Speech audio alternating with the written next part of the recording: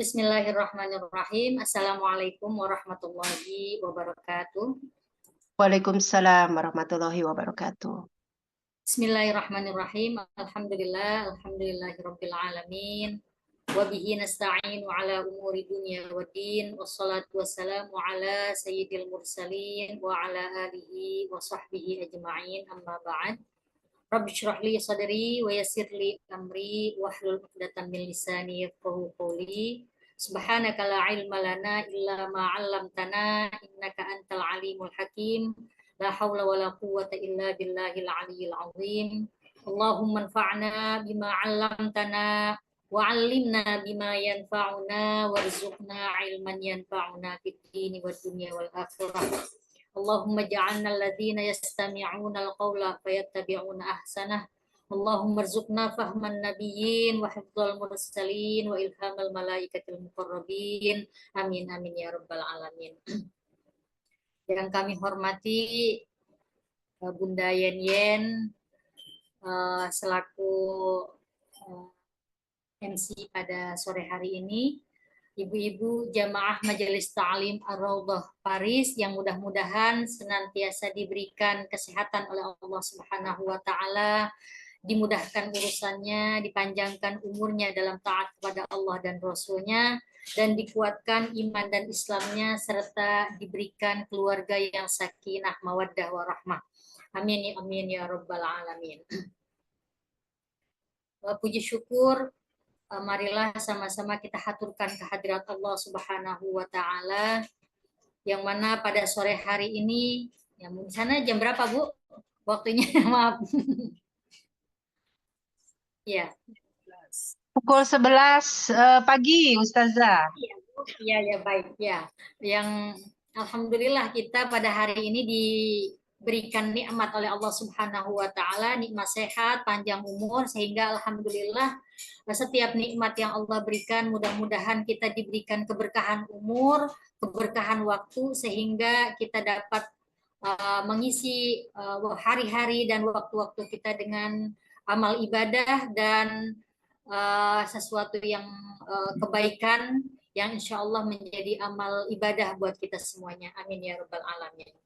Salawat dan salam tak lupa pula, marilah sama-sama kita haturkan kehadirat junjungan Nabi besar kita Muhammad Sallallahu Alaihi Wasallam, yang mudah-mudahan kita semuanya diberikan ilmunya Rasulullah Sallallahu Alaihi Wasallam dan diberikan kemampuan untuk mengikuti sunnah-sunnah baginda Nabi Sallallahu Alaihi Wasallam. Amin ya rabbal alamin. Ibu-ibu yang dirahmati oleh Allah Subhanahu wa taala, senang sekali saya pada sore hari ini bisa bergabung bersama ibu-ibu semuanya dalam rangka kita belajar bersama, terutama ya tema kita pada sore hari ini tentang apa itu tadi?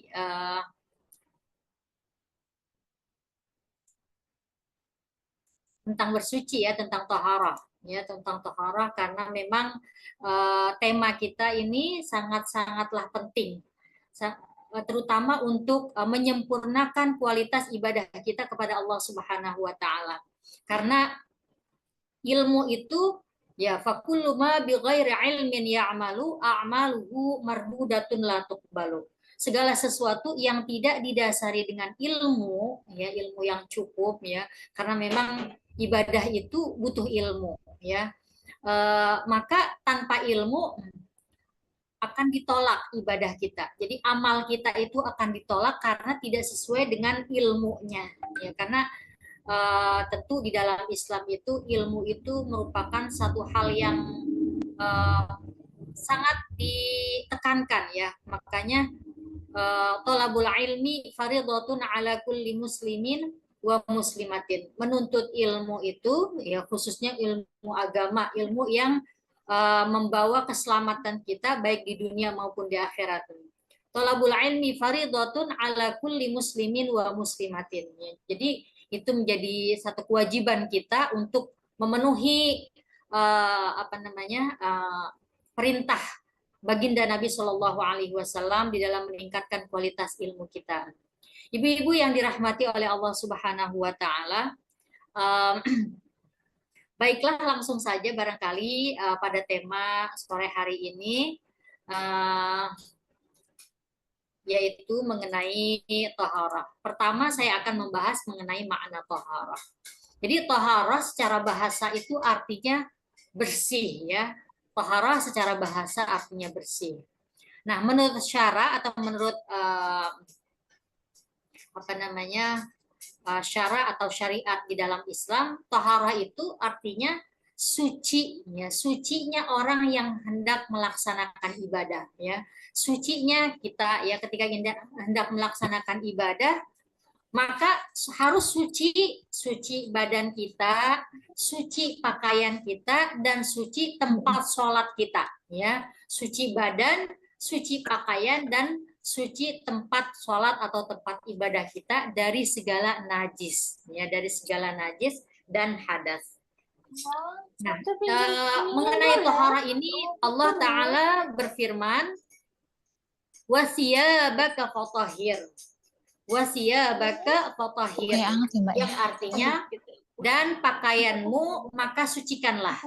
Wasiyabaka fatahhir. Dalam ayat lain Allah menyebutkan wa in kuntum fattaharu, wa in kuntum junuban fattaharu. Dan jika kamu dalam keadaan junub maka sucikanlah, maka bersucilah.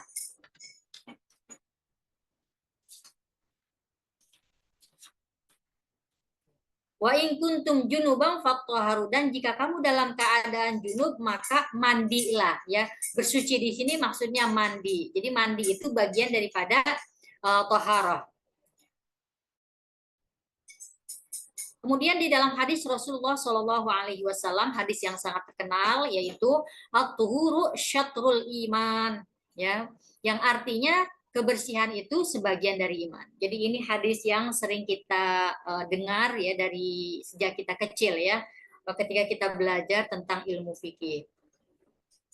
Ibu-ibu yang dirahmati oleh Allah Subhanahu Wa Taala. Kemudian macam-macam toharah. Nah, macam-macam toharah ini ada dua, ya, di sini. Yang pertama bersuci dari hadas, ya, baik hadas kecil maupun hadas besar. Jadi hadas kecil itu apa? Hadas kecil itu ya buang air kecil, ya, ya buang air kecil atau buang air besar. Hadas besar itu apa? Ya, hadas besar itu ya junub. Junub itu artinya ketika kita setelah melakukan hubungan suami istri itu hadas. Hadas kecil juga bisa misalnya buang angin, itu juga hadas kecil, ya. Jadi hadas itu sesuatu yang tidak nampak, ya, tetapi maknawi sifatnya. Jadi hadas ya kalau habis melakukan hubungan suami istri kemudian kita dalam keadaan junub. Nah, junub itu adalah hadas besar.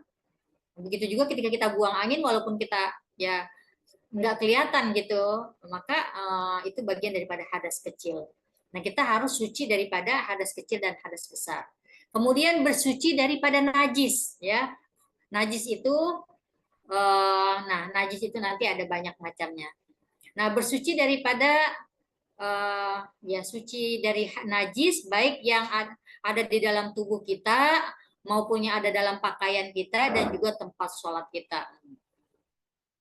Jadi suci daripada segala bentuk najis, ya. Nah, ini tentang macam-macam tohara. Kemudian ibu-ibu sekalian, nah tohara ini sendiri juga sebenarnya maknanya luas, ya. Tadi saya katakan sangat luas. Di dalam Islam tohara ini ada yang pertama toharah yang dikatakan sebagai membersihkan tubuh dari hadas besar dan dari hadas dan najis, ya.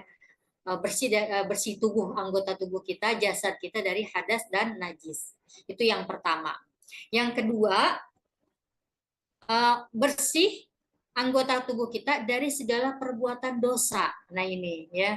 Ini mungkin lebih kepada jiwa, ya. Membersihkan anggota tubuh kita dari segala perbuatan dosa, baik itu dosa yang dilakukan oleh anggota zohir kita, ya. Misalnya pandangan mata kita, telinga kita, mulut kita, yaitu dosa-dosa yang dilakukan oleh anggota tubuh kita. Kemudian membersihkan diri atau jiwa dari segala perkara-perkara yang menyimpang ataupun dari akhlak-akhlak rendah. Nah, kalau tadi membersihkan anggota tubuh dari perbuatan dosa, misalnya ketika kita melihat ghibah, begitu ya, melakukan ghibah, namimah atau mengadu domba, gitu, ataupun mencela, mencaci maki, memfitnah seperti itu, ataupun ya telinga kita gunakan untuk mendengarkan hal-hal yang buruk, nah itu. Tapi kalau misalnya membersihkan jiwa ini lebih kepada batin, ya membersihkan batin kita, jiwa kita dari akhlak-akhlak yang rendah. Contohnya misalnya membersihkan diri kita dari sifat hasad, dengki, ya. Jadi sifat teriri, dengki, ya. Kemudian juga membersihkan hati kita dari ria, kemudian ya seperti itu. Jadi penyakit-penyakit batin ataupun ya ria dan sebagainya, ria dan sum'ah, yaitu penyakit-penyakit batin. Apalagi banyak ya penyakit-penyakit batin yang mungkin tidak kita sadari seperti itu. Kemudian yang keempat, kesucian atau toharohnya para anbiya, ya. Toharohnya para anbiya ini bersih dari segala sesuatu ya selain Allah, ya, membersihkan diri dari menyekutukan Allah, yaitu juga artinya ya bersih dari segala sesuatu selain Allah. Artinya dalam amal ibadah itu ya hanya Allah saja tujuan kita seperti itu. Jadi itu di antara contoh-contoh atau tingkatan-tingkatan taharah.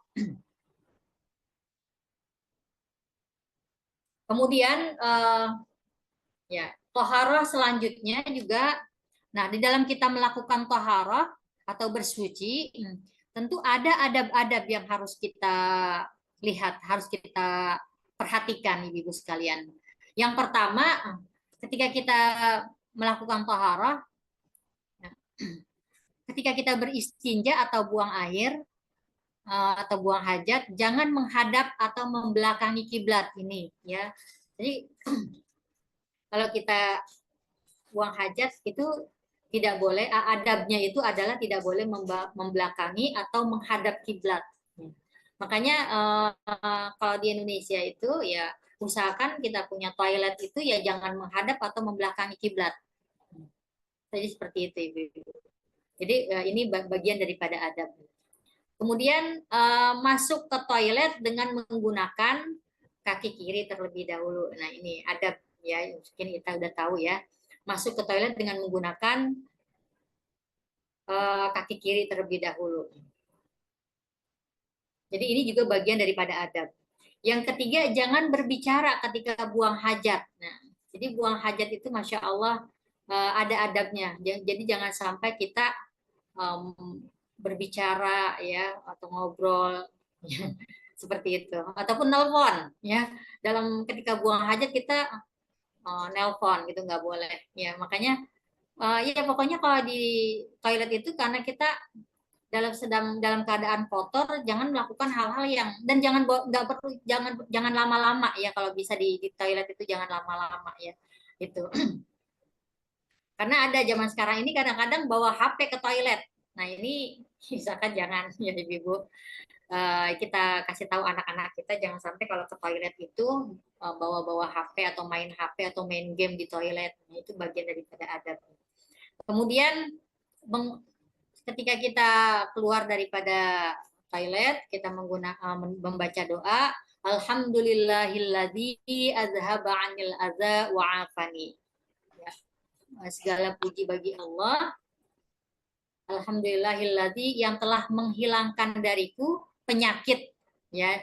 Jadi hajat yang kita buang itu adalah sebenarnya kita membuang penyakit ya. Alhamdulillahilladzi azhaba 'anil adza wa 'afani. Ya, dan menyehatkan aku ataupun menyelamatkan aku. Kemudian yang kelima adab tohara adalah bersiwak ya, khususnya ketika kita hendak berwudu. Nah, ini sunnah ya, sunnah ketika kita hendak berwudu itu kita bersiwak atau menggosok gigi ya, menggosok gigi, karena malaikat itu nggak suka kalau kita lihat, kalau melihat kita ada apa namanya sisa-sisa makanan di dalam, di mulut kita atau di gigi kita. Itu adab ya, dan hukumnya sunnah muakkadah ya, sunnah hukumnya sunnah muakkadah, sunnah yang sangat ditekankan. Kemudian yang keenam, mendahulukan anggota tubuh yang kanan ketika hendak membasuh. Jadi kalau kita wudhu itu mendahulukan anggota tubuh yang kanan ya kan, tangan kanan ataupun kaki kanan. Jadi kalau kita wudhu ataupun mandi hadas besar itu adalah adabnya ya, mendahulukan anggota tubuh yang kanan. Kemudian berhemat air ya, berhemat air. Ini juga dalam Islam walaupun kita di Indonesia ini air banyak, tapi jangan sampai kita mubazir air, karena memang tidak semua tempat di negara Muslim itu banyak airnya ya. Jadi innal mubadzirina kanu ikhwanasy syayatin. Jadi apalagi di Palestina ya sekarang kesulitan air itu masya Allah. Jadi kemudian di Afrika juga banyak yang kekurangan air. Jadi walaupun kita di Indonesia ini banyak air, nggak boleh berlebih-lebihan dalam menggunakan air. Kemudian berdoa setelah berwudu ya. Nah, ini doanya mungkin kita sering dengar ya, sering membaca asyhadu alla ilaha illallah wa asyhadu anna muhammadar rasulullah. Allahumma ja'alni minat tawabin wa ja'alni minal mutatahhirin wa ja'alni min ibadikas sholihin. Kemudian sunnahnya juga, adabnya juga sholat 2 rakaat setelah berwudu, sholat sunat wudu ya, sholat sunat wudu. Kemudian menyeka anggota wudu ya, kalau kita sudah berwudu atau mandi ini adabnya ya jangan sampai basah sekali ya, jadi dielap gitu ya, dilap seperti itu. Kemudian berkaitan dengan fardu wudu ya, fardu wudu. Nah, yang pertama fardu wudu itu adalah niat. Nah, ini niat, innamal a'malu binniyat. Nah, niat ini harus dilakukan sebelum melakukan wudu, permulaan wudu. Jadi sebelum kita membasuh muka, ya di dalam hati kita membaca di dalam hati kita membaca niat ya, ataupun kita ucapkan nawaitul wudu'a li raf'il hadatsil asghari lillahi ta'ala ya, baru bismillahirrahmanirrahim, baru mengucap wajah, ataupun bismillahirrahmanirrahim nawaitul wudu'a li raf'il hadatsil asghari lillahi ta'ala. Kemudian kita basuh muka ya, membasuh muka. Nah, jadi seperti itu. Jadi kemudian yang kedua, membasuh seluruh permukaan wajah dengan air wudhu 1 kali. Nah, fardunya, wajibnya itu adalah 1 kali, ibu-ibu sekalian. Adapun yang kedua dan ketiga itu sunnah. Ya, jadi kita membasuh muka, jadi seluruh ini yang pinggir-pinggiran rambut itu, kemudian di pinggir telinga juga sampai bawah ini, itu kita usahakan kena air wudhu gitu ya, dari atas sampai bawah gitu. Kemudian membasuh kedua tangan sampai siku ya, membasuh kedua tangan sampai siku dan meratakan air ke seluruh kulit dan jari-jari. Jadi begini ya ibu sekalian. Nah, dari atas begini ya, kemudian kita ini balik lagi begini, kemudian jari-jarinya ya. Kemudian kita ulang lagi, kemudian begitu lagi ya, kemudian kita ulang lagi, begitu lagi. Dari sini, dari depan kemudian ke belakang, kemudian kita usap jari-jari kita seperti itu. Ya, jadi 3 kalinya itu 1, 2, 3 seperti itu Bu ya. Jangan ganti-gantian. Saya bukan 1, 2, 3, bukan begitu ya Bu. Jadi satu dulu, 1 kita ulang ya, 2, 3 seperti itu. Yang kiri 1, 2, 3 seperti itu ya Bu ya. Nah, jadi kanan dulu 1, 2, 3, kiri 1, 2, 3. Nah, wajibnya itu 1 kali sebenarnya. Nah, adapun kedua, ketiga itu sudah sunnah dan pahalanya lebih. Kemudian yang ketiga, membasuh kedua tangan sampai siku. Nah, sampai siku sini Bu ya, sampai siku. Nah, siku sini. Kemudian meratakan air ke seluruh kulit dan jari-jari. Ya. Kemudian yang keempat, mengusap kepala 1 kali. Mengusap kepala 1 kali. Ya boleh ujungnya saja, depannya saja, ya, ataupun boleh sampai ke belakang. Itu nggak apa-apa ya. Ataupun kalau kita lagi pakai jilbab, kita ambil depannya saja, ujungnya saja gitu, nggak apa-apa Bu. Jadi jilbab nggak perlu dibuka, nggak apa-apa ya. Kalau kita dalam perjalanan misalnya nggak pengen buka jilbab, nggak apa-apa Ibu ambil ujungnya saja dari rambut kita, itu sudah cukup. Kemudian, nah telinga, kalau telinga ini bukan wajib ya Bu ya, telinga itu bagian dari yang sunnah. Jadi kalau misalnya kita dalam perjalanan kita nggak bisa buka telinga, ya udah nggak apa-apa ya. Jadi kepala saja, mengusap kepala itu sudah cukup tanpa telinga. Kemudian membasuh sekali kedua kaki sampai mata kaki. Ya. Sekali. Jadi sekali-sekali saja itu sudah cukup memenuhi fardu wudhu. Kemudian yang keenam, tertib dalam mensucikan keempat anggota wudhu. Jadi hanya 4 yang wajib itu anggota wudhu itu ya. Yang pertama muka, kedua kepala, ketiga tangan, keempat kaki. Itu yang fardu ya. Jadi kalau fardu itu ya kalau kita sudah cukup itu berarti sudah sah ya, sudah sah. Kemudian yang ketujuh, berturut-turut ya, berturut-turut. Kalau tadi tertib artinya urutannya ya, tertib urutannya, ataupun tertib pelan-pelan seperti itu, nggak terburu-buru ya. Yang ketujuh, berturut-turut ini artinya nggak boleh terlalu lama jarak, misalnya habis muka kemudian lama baru apa namanya, baru kepala gitu. Jadi jarak antara satu anggota badan dengan anggota wudhu, satu anggota wudhu dengan anggota wudhu yang lainnya jangan terlalu lama, sampai misalnya airnya udah kering baru kita basuhnya. Ini nggak boleh. Jadi harus berturut-turut ya.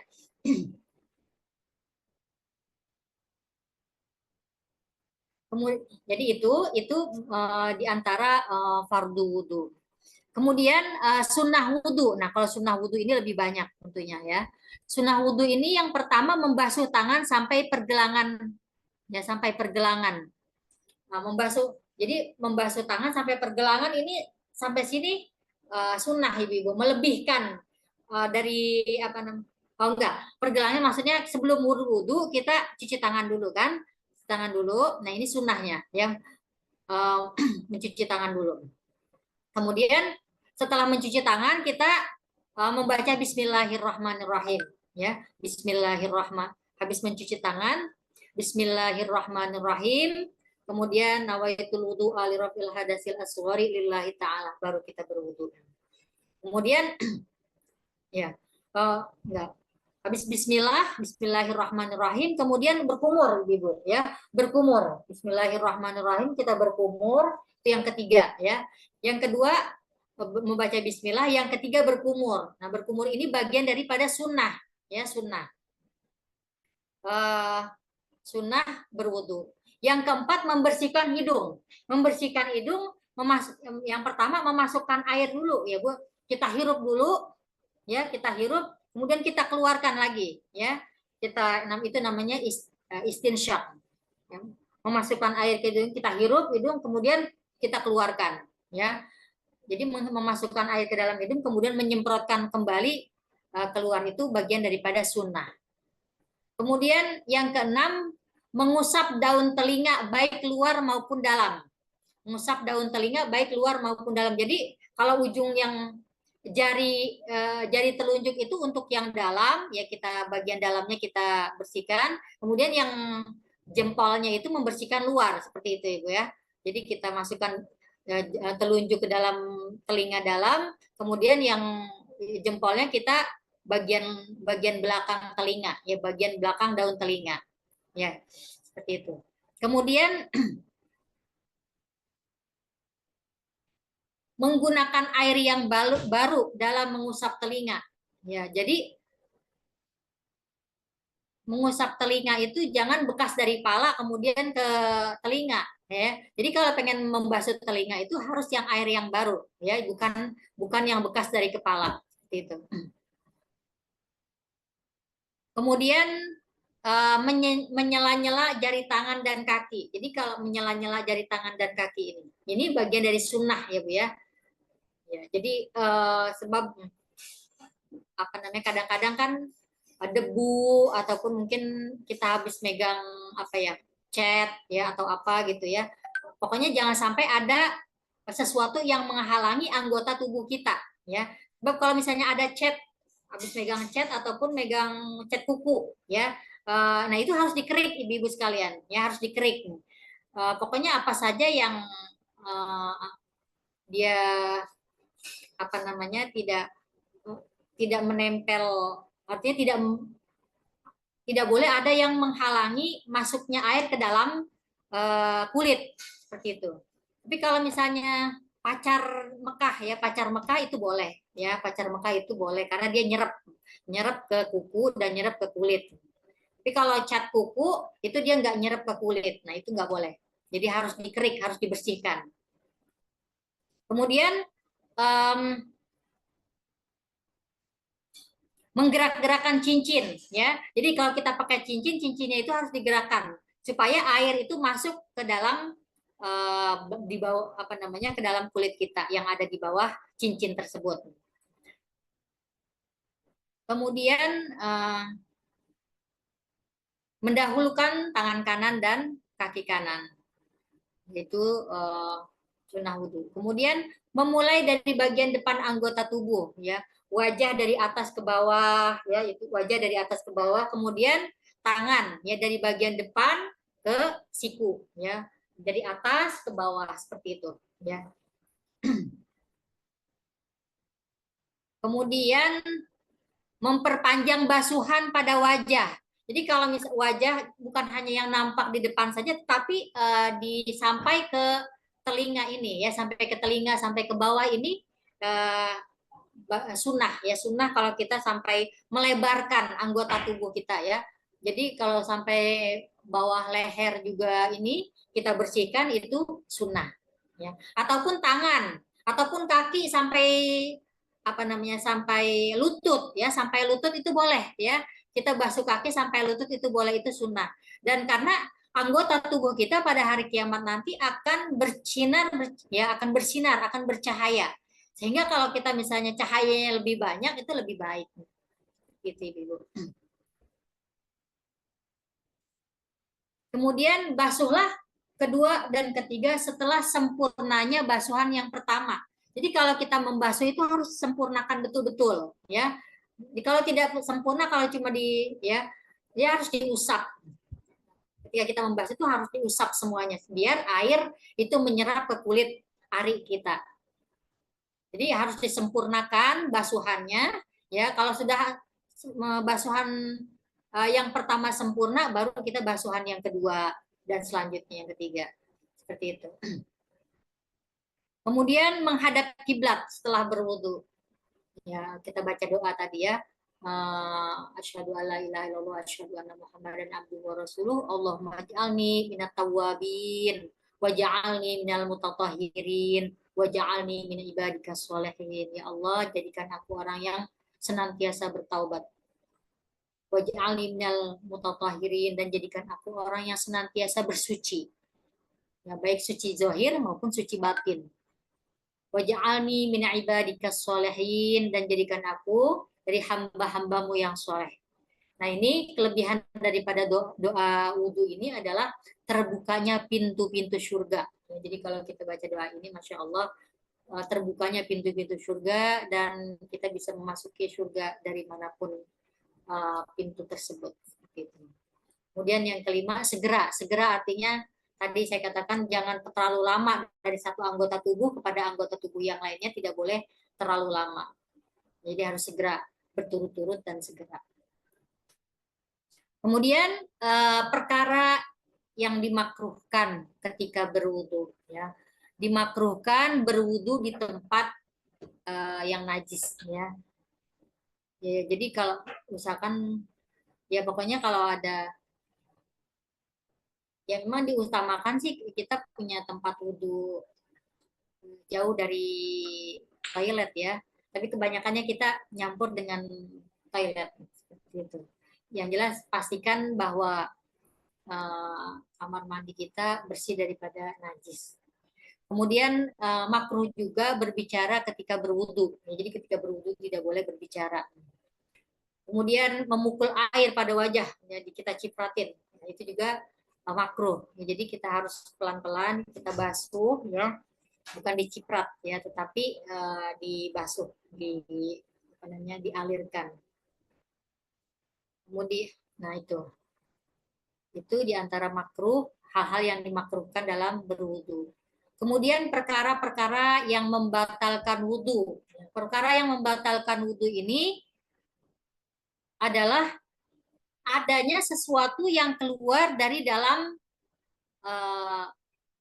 apa namanya, perut melalui salah satu dua jalan, ya, dari depan ataupun dari belakang, dari lubang depan ataupun lubang belakang, ya, seperti air seni, ya, ataupun yang pertama air seni.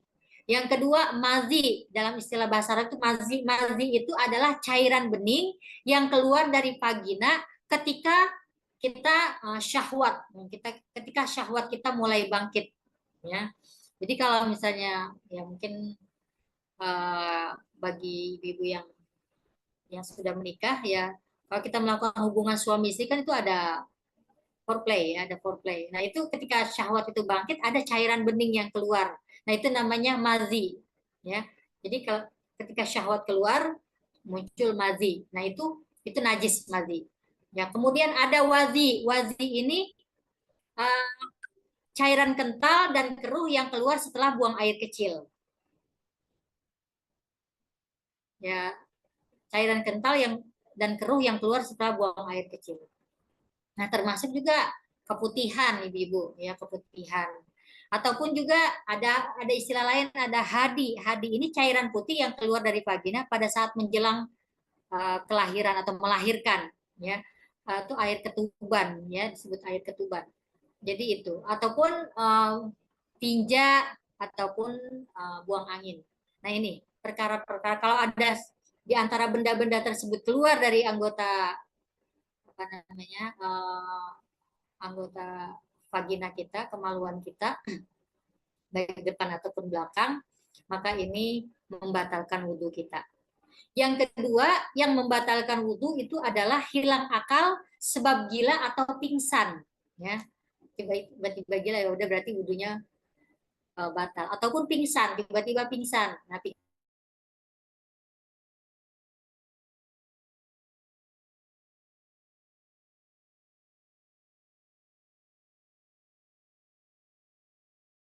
ketiduran pules gitu, itu udah batal wudhu. Tapi kalau kita tidur dalam keadaan misalnya kita sholat berdiri, kemudian kita tidur ngantuk gitu ya, dalam sholat, ataupun tidur ketika kita tidur dalam keadaan duduk atau ruku atau sujud, ya, atau ketiduran dalam sholat, itu tidak batal, ya, tidak batal.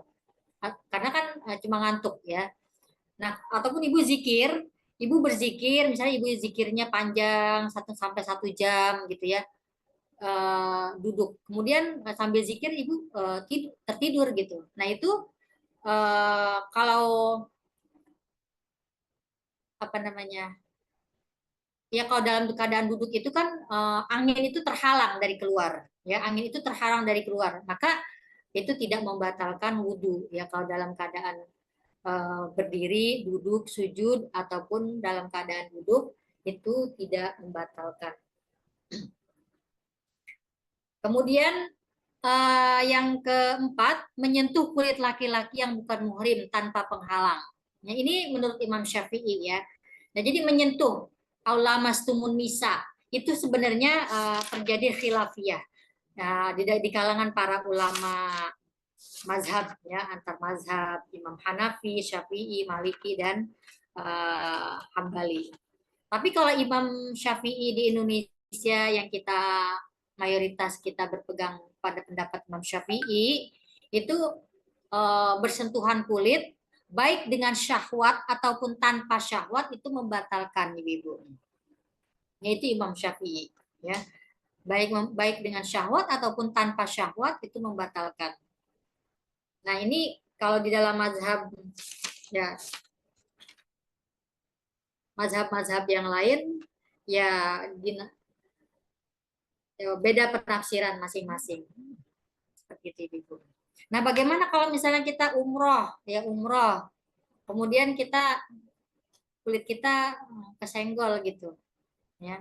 Karena kalau misalnya, nah ini ada rukhsah ya, ketika kita di sana ada rukhsah, artinya kalau kita nggak sengaja ya udah lanjut aja seperti itu, ya. Jadi dimaafkan. Kemudian menyentuh kemaluan tanpa penghalang. Nah, menyentuh kemaluan depan ataupun belakang itu membatalkan wudhu, ya, membatalkan wudhu.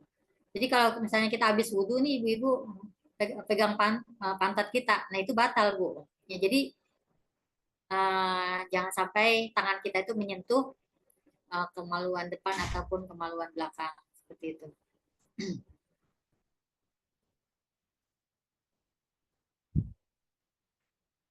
Ya, jadi itu tentang wudhu. Ya. Kemudian kita berlanjut mengenai haid. Ya, haid. Nah, haid ini penting ibu sekalian. Haid itu ya dalam Al-Quran disebutkan yas'alunaka 'anil mahid qul huwa adza. Ya. Mereka bertanya tentang haid. Haid itu adalah adza. Ya, adza. Nah, darah haid itu adza itu tadi artinya penyakit ya. Jadi kita penyakit ini dalam artian yang memang penyakit yang memang sudah ketetapan dari Allah ya, bahwa anak-anak perempuan Nabi Adam alaihi salam itu ditetapkan oleh Allah dengan mengalami masa-masa haid. Inna hadza amrun katabahullahu ala banati Adam katanya. Jadi ini adalah perkara yang memang menjadi ketetapan Allah terhadap putri-putri Nabi Adam alaihissalam. Jadi itu sunatullah dari Allah ya. Nah, darah haid ada darah yang keluar dari farji perempuan dalam keadaan tapi disebut penyakit, tapi juga kita dalam keadaan sehat ya Ibu. Jadi perempuan yang dalam keadaan sehat bukan karena melahirkan anak ataupun karena pecah selaput darah. Nah, kalau misalnya karena melahirkan anak itu disebut nifas. Nah, ataupun kalau disebabkan karena pecah darah itu bukan haid namanya. Nah, kemudian kapan waktu haid itu terjadi? Nah, di sini kebanyakan para ulama berpendapat bahwa haid itu tidak akan terjadi sebelum anak perempuan mencapai umur 9 tahun. Jadi para ulama zaman dulu, ya para ulama mazhab ahlu mazhab yang 4 itu sepakat bahwa haid itu keluar pada saat anak berusia 9 tahun. Jadi kalau ada anak kita udah umur 9 tahun kemudian dia keluar darah, maka itu sudah dianggap sebagai darah haid. Tapi kalau misalnya bagaimana kalau sebelum umur 9 tahun? Nah, ini mungkin perlu tanya ke dokter ya. Tapi karena dalam ilmu fikih semua mazhab yang 4 ini menyatakan awal terjadinya haid itu pada usia 9 tahun. Ya, jadi terjadinya haid itu pada usia ketika anak mencapai umur 9 tahun.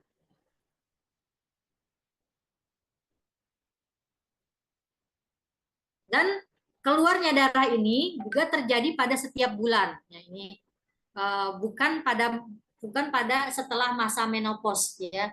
bukan pada setelah masa menopause. Nah, kalau bicara tentang masa menopause ini, di sini para ulama berbeda-beda pendapat. Ada yang mengatakan 50, ada yang mengatakan 55, ya. Ada yang mengatakan 62 tahun, ya, 62 tahun baru menopause. Nah, itu jadi berbeda-beda, satu perempuan dengan perempuan lainnya berbeda-beda. Nah, kalau di atas usia 62 tahun ke atas keluar darah dari eh, vaginanya, maka itu tidak dianggap sebagai darah haid, itu darah istihadah. Jadi batas kalau Imam Syafi'i dari umur 9 sampai 62 tahun.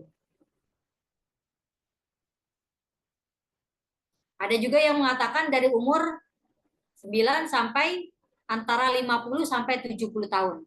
Itu seperti itu perbedaan dari berbagai macam mazhab. Kemudian warna darah haid. Warna darah haid ini ya ada 6 macam.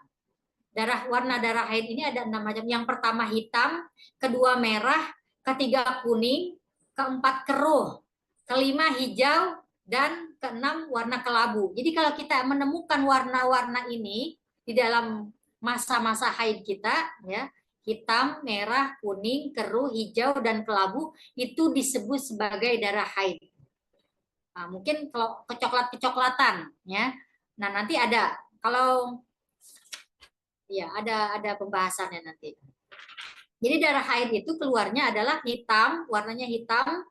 Rata-rata para ulama menyebutkan warna darah haid itu adalah merah kehitam-hitaman. Gitu.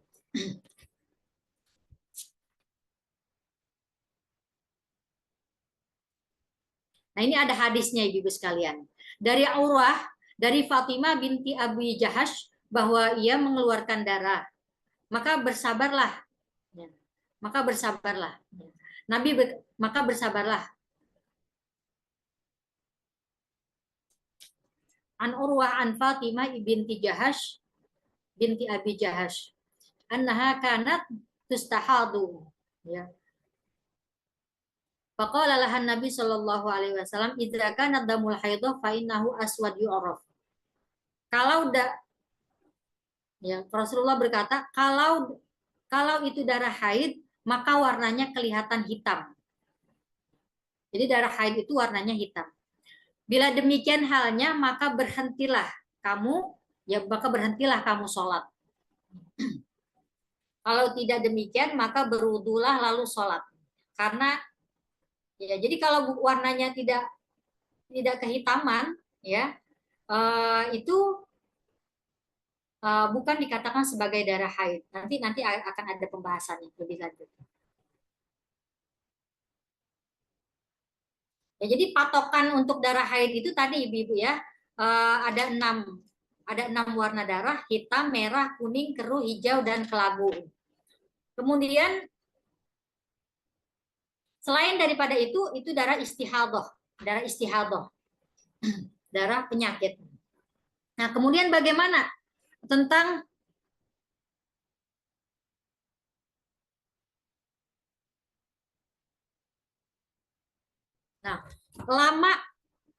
berapa lama sih berlangsungnya darah haid yang keluar? Nah, ini darah haid yang keluar ini paling sedikitnya 3 hari 3 malam. Ya, jadi masa haid perempuan itu disebutkan 3 hari 3 malam. Tapi juga ada yang mengatakan sehari semalam. Nah, paling banyaknya yaitu 15 hari dan yang sedangnya itu 5 hari. Nah, ini tergantung kebiasaan kita masing-masing Ibu sekalian. Ini tergantung kebiasaan kita. Ada yang 7 hari, ada yang 5 hari, ada yang paling banyak itu 15 hari. Tapi kalau setelah 15 hari kita masih keluar haid, maka itu kita wajib mandi dan boleh sholat. Ya, kalau sudah 15 hari kita wajib mandi dan kita sholat, kemudian kita menggunakan softtek seperti itu.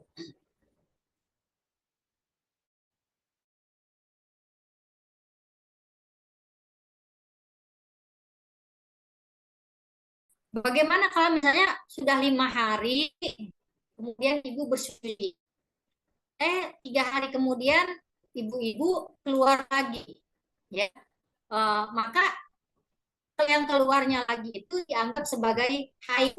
Jadi selama 15 hari, walaupun ibu misalnya 5 hari, 7 hari ibu mandi, kemudian 2 hari setelah itu keluar lagi. Nah, uh, itu masih dikatakan sebagai darah haid. Kemudian ibu mandi lagi, kemudian keluar lagi. Nah, keluar lagi itu masih dikatakan sebagai darah haid. Oke. Baik, ibu-ibu masih dengar? Alhamdulillah terdengar Ustazah, tadi sempat Iya, iya. terlempar keluar. Oh iya, tadi mungkin ini jaringannya tadi agak gitu. Ya, sampai di sini mungkin ibu-ibu kita diskusi atau bagaimana? Ya Ustazah, karena waktunya sudah pukul 11.49, mungkin bisa kita lanjutkan dengan diskusi. Ya. Silakan teman-teman yang di kediaman Mbak Alfa, apabila ada pertanyaan untuk disampaikan kepada Ustazah. Sebelumnya, Ustazah sambil menunggu pertanyaan dari teman-teman, tadi menarik sekali ya, ternyata tingkatan Toharo itu dari Ya. beberapa tingkatan, ternyata ya termasuk dari segi batin dan juga eh, para nabi, Masya Allah, itu sesuatu yang baru untuk saya, Masya Allah. Saya tahunya, oke, membersihkan dari secara lahir dan secara batin itu hanya di situ aja, tapi ternyata ada tingkatan yang lebih tinggi lagi, tingkatan dari para nabi, Masya Allah. Ini menarik sekali itu. Eh, Kalau dari segi batin itu, mungkin dalam praktek sehari-hari apa sih yang bisa kita lakukan untuk membersihkan diri ini gitu, atau harus secara batin ini, Ustazah? Itu pertanyaan pertama dari saya sambil menunggu pertanyaan dari teman-teman yang lain. Silakan Ustazah. Ya, untuk kesucian batin ini memang ada terapinya ya Bu ya. Terapinya diantaranya adalah dengan memperbanyak zikir. Ya, misalnya istighfar, memperbanyak istighfar. Yang pertama istighfar. Kemudian yang kedua, yang paling penting itu membaca la ilaha illallah. Zikir la ilaha illallah. Zikir la ilaha illallah ini Masya Allah. Antara istighfar dan zikir la ilaha illallah, kalau zikir istighfar itu membersihkan kotoran-kotorannya. Tapi kalau zikir la ilaha illallah itu mengkilatkan, ya. Jadi setiap zikir itu ada pengaruhnya terhadap kesucian batin kita, ibu-ibu. Ya, entah itu dengan subhanallah walhamdulillah wala ilaha illallah wallahu akbar, ya, ataupun dengan sholawat. Jadi setiap zikir itu pasti ada efek terhadap kebersihan batin kita atau jiwa kita ataupun terhadap pembentukan karakter kita, ibu-ibu. Makanya misalnya kita berzikir, ya yang paling utama kan dalam Al-Quran itu kita suruh memperbanyak istighfar, ya. Istighfar itu utama, ya. Makanya Rasulullah beristighfar setiap hari itu 70, ya. Maka kita perlu nih Bu, kita perlu, artinya perlu menjadi zikir harian kita. Setiap hari ini kita harus zikir 100 kali nih, istighfar, ya. Kemudian yang kedua, zikir kita harus ditambah dengan la ilaha illallah minimal 100 kali. Ataupun baca subhanallah walhamdulillah wala ilaha illallah wallahu akbar, seperti itu. Dan juga sholawat. Sholawat Allahumma sholli ala Sayyidina Muhammad wa ala ali Sayyidina Muhammad. Ataupun berzikir dengan asma Allah, ya, dengan nama-nama Allah, asmaul husna. Karena setiap asmaul husna itu pasti akan membekas terhadap pembentukan atau kebersihan jiwa kita ataupun terhadap pembentukan karakter kita. Misalnya kalau kita pingin, misalnya kita temperamen kita ini pemarah, ibu-ibu, maka kita perlu bersabar kan, punya sifat sabar. Nah, bagaimana supaya kita punya sifat sabar? Maka zikirnya misalnya dengan membaca ya sobur ataupun ya halim, ya halim. Ya halim itu artinya lembut, tidak mudah marah, seperti itu. Ya halim. Ataupun kita misalnya punya sifat penyayang, ya Rahman, ya Rahim, ya Wadud. Nah, seperti itu ibu sekalian. Masya Allah, alhamdulillahirabbil alamin. Terima kasih Ustazah penjelasannya. Masya Allah, ternyata Asmaul Husna itu kan ada lagunya ya. Kita Iya, betul. kita dengarkan setiap hari itu bermanfaat juga mungkin ya Ustazah ya. Sangat bermanfaat, sangat baik sekali ibu-ibu. Jadi kalau ibu-ibu mau berdoa, pengen mustajab nih doa kita dahulukan dulu dengan membaca Asmaul Husna yang 99 itu boleh. Ataupun kita ibu-ibu sambil bernyanyi nih baca Asmaul Husnanya. Boleh ibu-ibu, itu juga bagian daripada zikir. Jadi zikir sambil bernyanyi, sambil bernasyid begitu itu juga nggak apa-apa gitu. Bagian dari ada dapat pahala juga. Seperti itu ibu-ibu. Masya Allah, alhamdulillahirabbil alamin. Baik Ustazah, ini ada pertanyaan dari Teh Teti di kolom chat. Insya Allah saya bacakan. Assalamualaikum Ustazah. Ya. Mau bertanya mengenai wudhu. Kan pegang kemaluan itu membatalkan wudhu ya. Nah, Ya. kalau ini adalah kemaluan bayi. Sebagai seorang ibu, kadang kita sudah wudhu, terus tahu-tahu bayi kita BAB atau pipis gitu. Nah, harus kita bersihkan. Itu membatalkan wudhu nggak Ustazah? Silakan Ustazah. Iya. Nah, ketika kita dalam keadaan wudhu, kemudian anak bayi kita ya. Nah, apakah najis bayi itu apa namanya kotoran bayi atau kencing bayi itu dianggap najis? Nah, jadi yang bayi yang belum makan apa-apa, Bu, kalau minum air susu saja itu tidak dimaafkan, ya tidak najis, ya cuma diseka saja. Tapi kalau kalau dia sudah makan itu sudah najis ibu, ya. Ya, jadi kalau bayi itu sudah makan yang selain air susu, itu sudah ya hukumnya najis. Maka itu membatalkan. Jadi kalau yang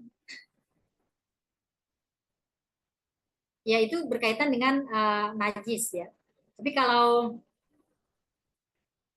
kemaluan anak ya termasuk membatalkan ibu. Ya.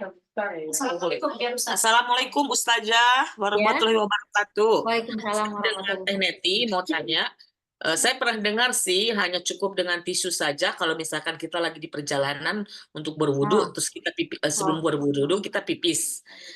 Apakah yang tapi saya belum puas gitu dengan jawabannya. Apakah dengan tisu basah atau dengan tisu kering 3 kali untuk menghilangkan najis pipis kita. Nah, terus kalau di rumah, itu satu pertanyaan. Kedua, kalau di rumah misalkan, kan setelah kita kita mandi besar kan, mandi besar untuk membersihkan dari menstruasi, lalu vagina kita kan saya suka khawatir ada bekas darah di dalam. Jadi saya suka korek pakai sabun, itu maksudnya itu gimana itu? Apa hanya luarnya aja? Karena takut di dalam masih ada darah. Tapi ternyata bersih terus sih gitu. Hanya di luarnya aja. Iya.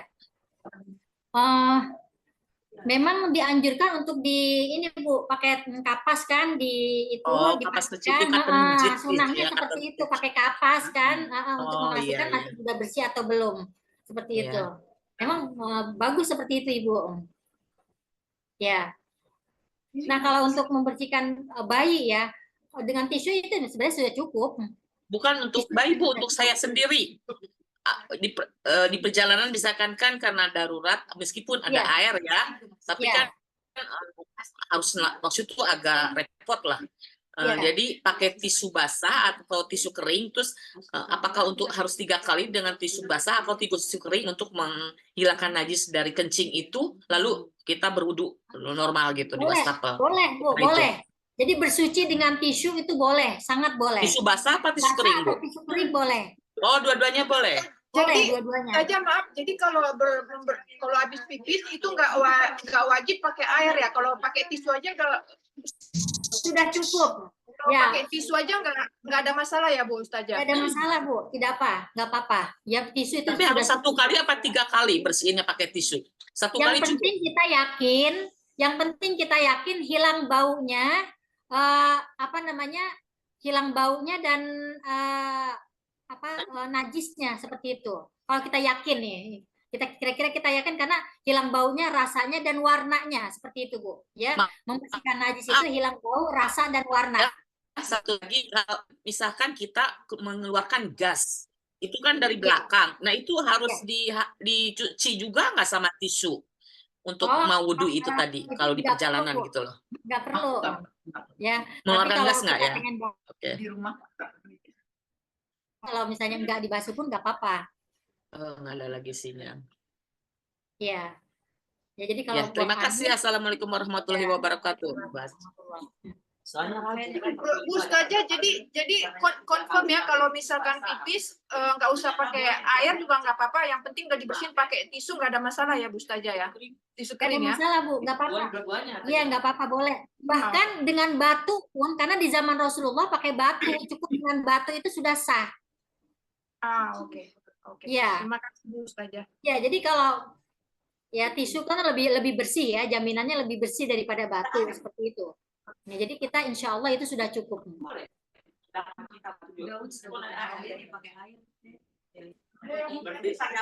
Ya, alhamdulillah. Ada lagi yang mau bertanya dari kediaman Mbak Alfa?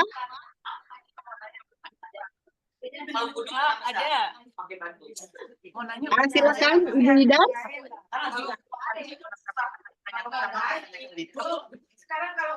Assalamualaikum Ustazah. Assalamualaikum warahmatullahi wabarakatuh. Saya mau nanya Ustazah, kalau untuk wuzu yang pakai spray itu boleh dikasih tahu caranya gimana nggak Ustazah? Gimana Bu? Maaf nggak kedengeran. Nggak ada wudu kalau pakai spray gitu, pakai sprayer itu ya misalnya kita lagi di jalan atau nggak ada tempat wudu, terus kita punya botol spray isi air gitu atau botol air segelas gitu, itu gimana caranya wudu gitu Ustazah? Makasih. Ya, sangat boleh ya. Cukup misalnya Ibu siapkan spray air dari di botol kecil yang ada spray, itu boleh wudhu sekali semprot Ibu usap semuanya, itu udah cukup Ibu ya. Sekali semprot untuk satu kali basuh itu sudah cukup. Kemudian Ibu semprot lagi tangan ya, Ibu usap semuanya, satu kali usapan itu sudah cukup ya. Jadi muka sekali, kepala sekali, tangan sekali ya kan, kanan kiri sekali, kaki kanan kiri sekali, ya kaki masing-masing sekali, itu sudah cukup, sudah sah Ibu-ibu ya. Jadi dengan satu botol semprotan aja insya Allah wudhu kita sudah sah ya. Dan sekali juga sudah cukup sah begitu Ibu.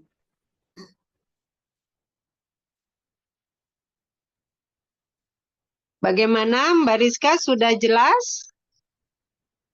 Izin Teh Yan, Ustazah mohon izin diulang kembali. Airnya kita semprotkan ke tangan atau semprotkan ke muka. Mohon izin diulang sekali lagi Ustazah. Iya. Jadi kalau bisa airnya boleh Ibu, boleh disemprotkan di tangan ataupun di telapak tangan juga boleh. Ya, jadi langsung disemprotkan di muka, kemudian Ibu usap, itu sudah sah, ya. Kemudian disemprotkan di tangan, kemudian Ibu usap, itu juga sudah sah. Seperti itu. Ataupun airnya Ibu taruh di telapak tangan, ya. Kita taruh di telapak tangan, kemudian kita usap, begitu, itu sudah cukup. Kemudian kita taruh di telapak tangan kiri, kemudian kita basuh begini, itu juga sudah cukup. Sama seperti tayamum. Tayamum kan kita begini ya, tayamum begini, kemudian kita begini, itu sekali ya. Ini juga begini, nah itu sudah sah Ibu. Tapi ketika kita ngebasuh begini jangan diangkat Bu ya, jadi tetap begini, jangan diangkat tangan kanan, tangan yang buat kita ngebasuh begini nih ya, jangan misalnya begini kemudian kita ini lagi, itu kalau udah diangkat itu harus ambil air lagi ya. Jadi satu basuhan kita kelilingkan ya, kelilingin ke tangan begitu, itu sudah cukup satu ya. Kemudian satu basuhan begini itu sudah cukup. Artinya yang penting semuanya sudah terkena air ya, sudah terkena air.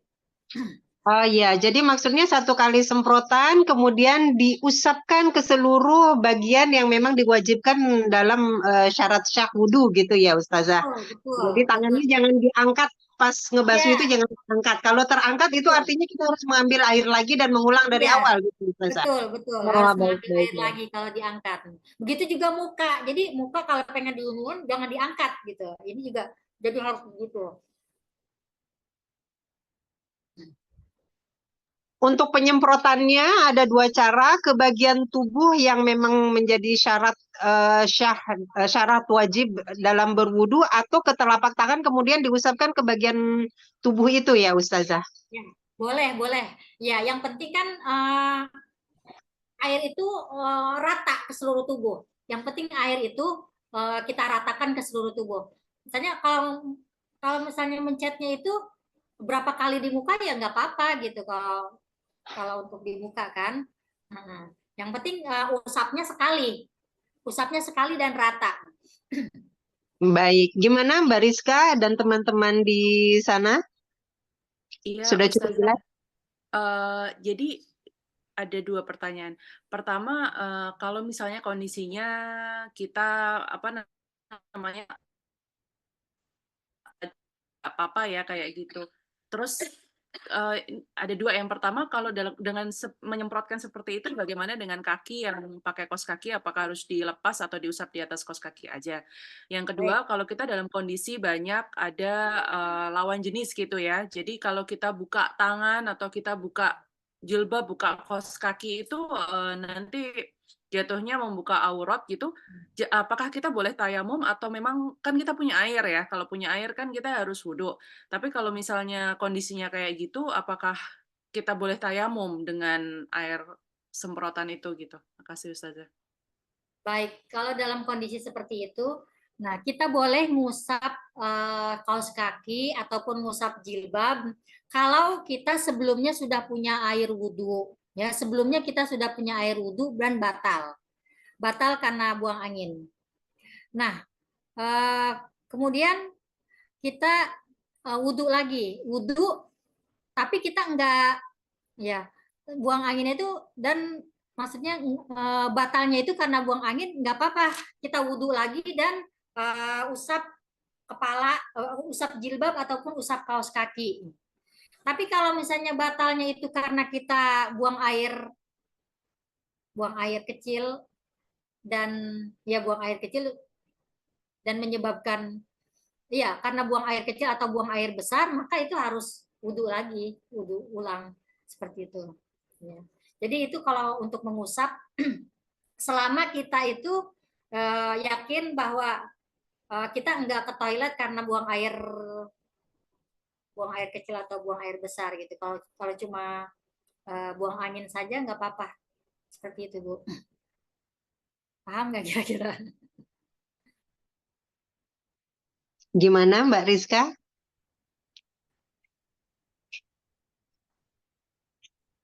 Insya Allah Kalau sudah ada cukup jelas.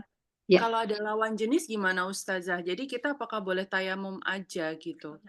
Kan kalau misalnya nggak perlu buka jilbab ya, Bu, tapi Ibu ambil seujung jari, usap dari ujung jari aja itu sudah cukup, Bu, untuk Sama rambut ya, untuk buat kepala. tangan? Ujung rambut saja sudah cukup untuk basuh kepala. Kalau yang tangan gimana Ustazah? Oh, kalau tangan. Ya kalau tangan sih memang harus dibuka seperti itu. Cuma Ya, kalau kondisi misalnya di Masjidil Haram gitu. oh, oke. Ya, kalau di Masjidil Haram kan kita cuma batalnya kan karena buang angin saja kan, Bu. Artinya sebelumnya kan kita sudah wudhu. Itu nggak apa-apa, Ibu basuh baju nggak apa-apa. Iya, kalau dalam kondisi di Masjidil Haram, karena kan kita batalnya itu hanya karena buang angin saja. Seperti itu, ya. Jadi cukup lap kaos kaki ataupun lap jilbab itu sudah cukup.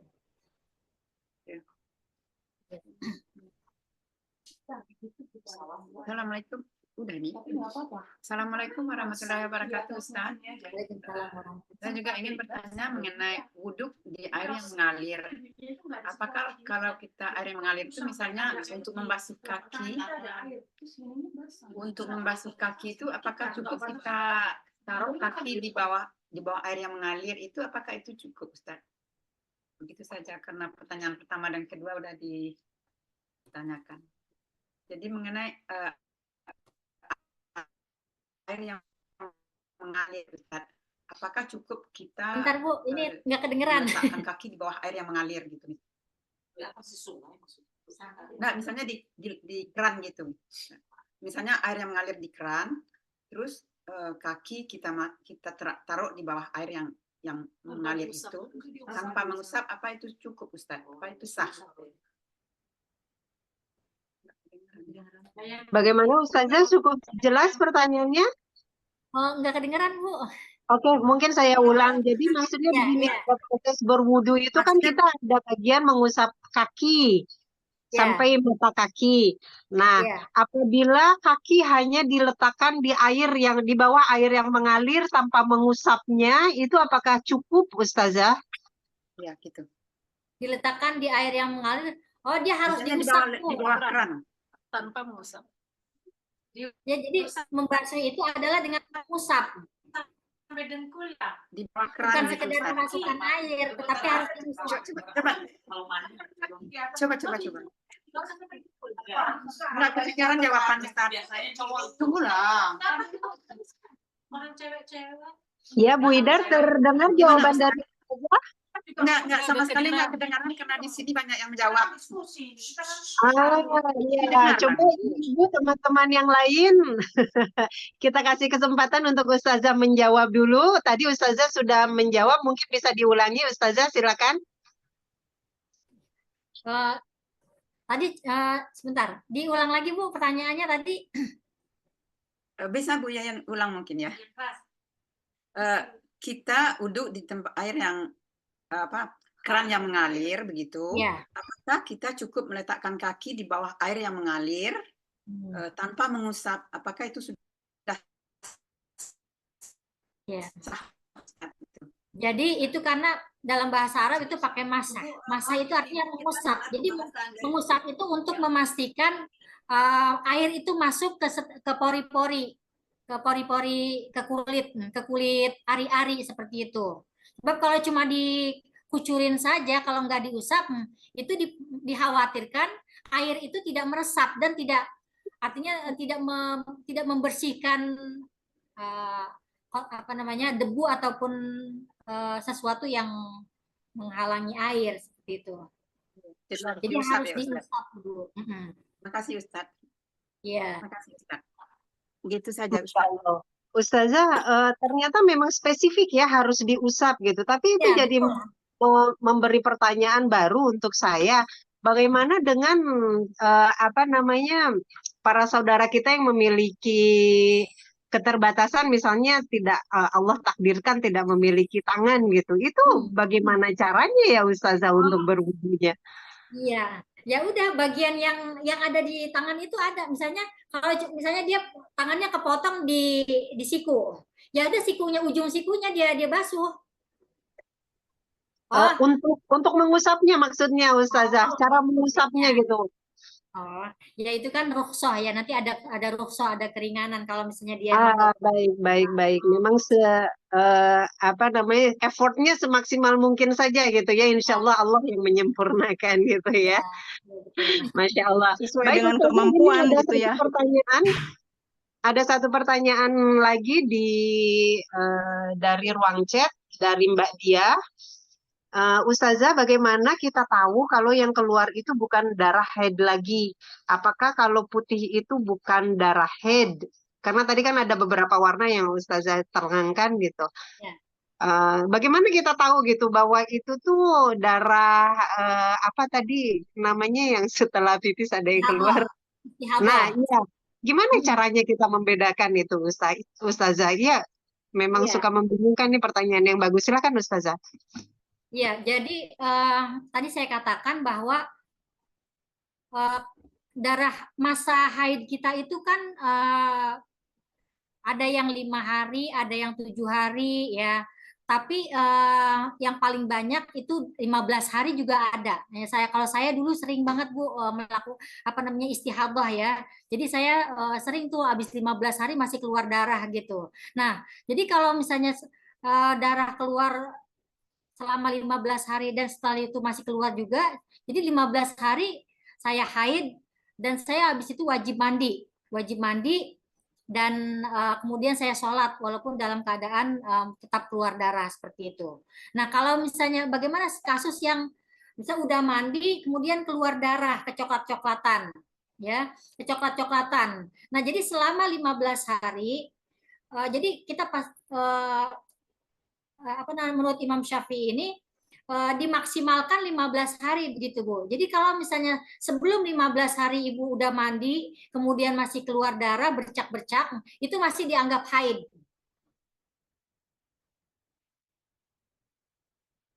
Ya. Ya, gimana Mbak Dia? Sudah cukup jelas Mbak Dia? Jadi batasannya itu 15 hari gitu ya. Kalau misalnya di tengah-tengah tiba-tiba masih ada yang muncul itu hitungannya masih haid. Iya. Iya, Ustazah, kalau misalnya ini batasan ketika darah berhenti, darah haid berhenti, itu kita nunggunya berapa lama sih untuk bisa menentukan, oh oke, saya sudah bersih dan sudah bisa mandi wajib dan sholat kembali gitu. Saya dengar ada yang harus menunggu 24 jam atau begitu kita lihat misalnya dalam 1 jam sudah kondisi bersih, tidak keluar lagi, lalu kita langsung mandi dan sholat gitu. Gimana ini Ustazah? Iya. Iya, kalau Rasulullah kan dulu menyuruhnya untuk kita pakai kapas itu, Bu. Memasukkan kapas itu ke dalam vagina kita, ya. Itu untuk memastikan masih ada darah-darah, sisa-sisa darahnya atau tidak gitu.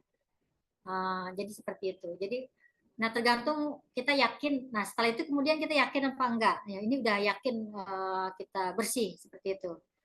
Jadi lebih kepada ini sih kalau menurut saya. Kalau kita sudah melihat ya nggak ada darahnya lagi gitu ya udah Bismillah yakin kita mandi. Tapi kalau misalnya itu di luar perkiraan kita keluar lagi, jadi sebelum 15 hari itu masih dianggap sebagai haid, Bu. Ya. Baik Ustazah. Ya, Ya. Alhamdulillah cukup jelas Ustazah. Silakan teman-teman di sana masih ada yang mau bertanya. Ya, silakan Uni. Assalamualaikum Ustazah, ini Uni Deni. Waalaikumsalam warahmatullahi wabarakatuh. Ustazah mungkin terpotong kami dengar yang terakhir aja 15 hari. Jadi kalau boleh kita bilang minimal haid itu berapa hari ya Pak Ustazah? Minimal, kalau maksimal kan 15. Ya. Kalau minimal berapa Ustazah? Minimal 3 hari ya. Ada yang mengatakan 3 hari, ada yang mengatakan sehari semalam. Oh demikian. Begini Ya. Ustazah, kalau saya suka begini, kalau sudah Ramadan,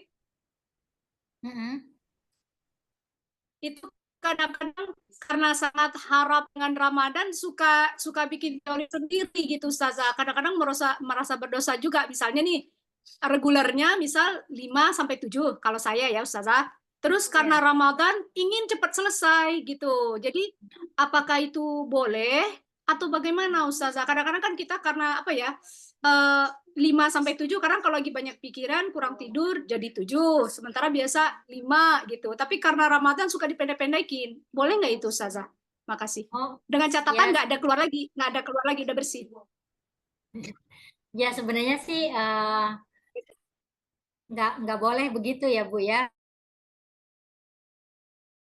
Sementara kondisinya memang harus seperti itu ya jadi tidak boleh kita memaksakan diri untuk ini sementara kita melawan istilahnya sunnah memang sunnatullah harus kita jalani seperti itu Bu ya jadi sebaiknya saya rasa ikut seperti biasanya ya kalau 5 hari ya 5 hari seperti itu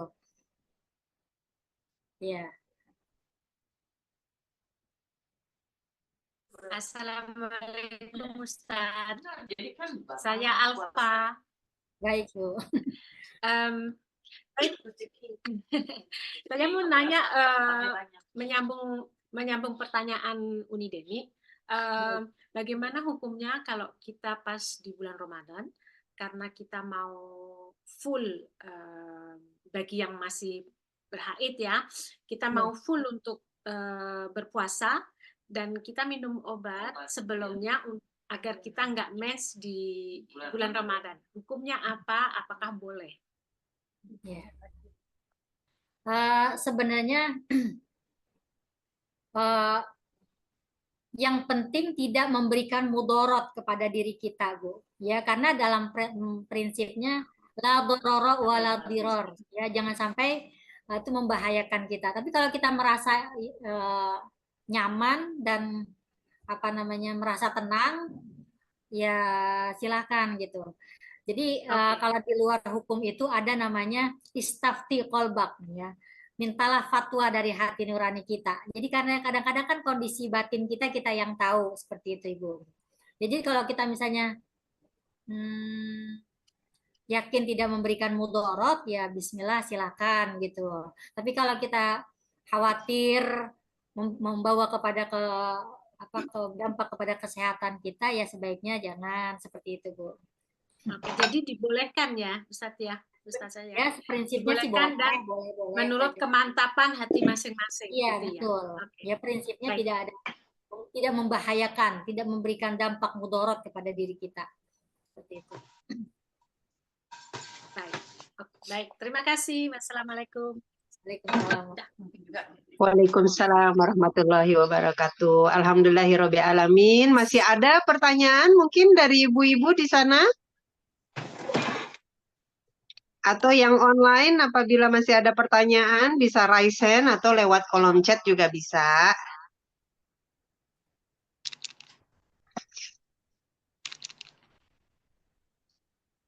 Ustazah, kalau misalnya yang berhaji itu dulu ibu saya itu kan berhaji tuh dikasih suatu obat supaya nggak head. Itu bagaimana hukumnya ya Ustazah? Itu dampaknya ke ibu saya itu masih muda, udah menopause jadinya Ustazah. Iya. Kalau Nah, itu sekarang masih ada nggak sih yang seperti itu? Saya kurang tahu nih. Yang berhaji ada dianjurkan untuk meminum obat seperti itu atau tidak? Silakan Ustazah. di masyarakat masih ada. Prakteknya di masyarakat masih ada tuh minum obat KB seperti itu, Bu, ya.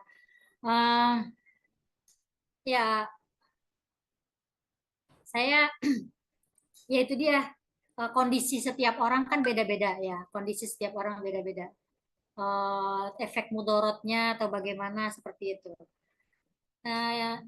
Pernah saya lakukan itu, Bu, di tanah waktu umroh, saya minum obat KB dengan harapan tidak haid. Padahal saya udah jarang-jarang haid gitu, Bu. Tapi waktu itu saya di Mekah malah minum gituan. Tapi justru saya mau keluar banyak. Jadi seperti orang banyak sekali darah saya malah gitu. Jadi saya berpikir, ya Allah, jangan-jangan Allah nggak ridho gitu. Ya, jadi seperti itu. Jadi kita sebenarnya nggak perlu memaksakan diri ya untuk gitu. Jadi alami saja, Masya Allah. Masya Allah. Ya ini jadi masukan untuk kami-kami yang belum berangkat haji, mungkin jadi jangan memaksakan diri gitu ya Ustazah. Natural saja gitu ya, Masya Allah. Itu yang saya pernah lakukan waktu umroh kemarin itu. Jadi saya minum itu saya malah setelah umroh itu selesai tawaf itu saya malah keluar darah banyak. Jadi saya umroh 9 hari itu 5 hari ibadah, 4 harinya itu saya udah jadi haid seperti itu. Padahal sebelumnya saya nggak haid. Tapi karena memaksakan diri untuk minum itu, Masya Allah, jadinya malah sebaliknya. Nah, iya, Masya Allah. Ya, Alhamdulillah. Ustazah, mungkin apabila sudah tidak ada pertanyaan dari teman-teman, mungkin kajian kita hari ini bisa ditutup dengan kesimpulan secara singkat dari Ustazah, dan mohon dibantu untuk doa untuk teman-teman kita yang sedang sakit.